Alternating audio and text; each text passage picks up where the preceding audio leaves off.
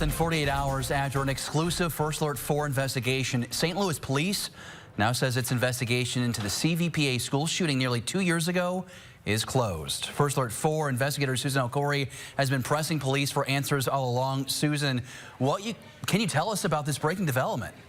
Well, David, this is significant because a closed case means finally we're seeing the pathway to getting some public records around that day and seeing specifically what happened inside of the school. That includes body camera and surveillance video, two things that police haven't shared. It also hopefully means we'll get some answers from police, something that the families who lost their loved ones keep telling us that they want as we try to understand safety lessons and what can be done to prevent another tragedy. In October 2020, investigators say 19-year-old former student Orlando Harris shot his way into CVPA High School. 15-year-old Alexandria Bell and health and PE teacher Jean Kuchka died.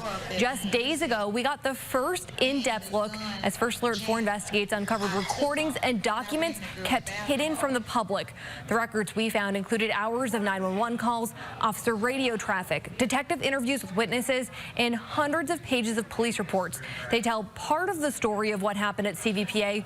The families of Bell and Kuchka told us it's information they believe needs to be shared as we look at preventing another school attack.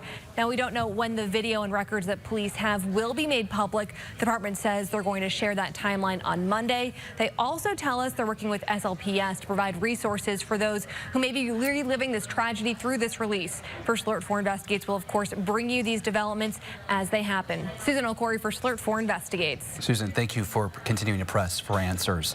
Meanwhile,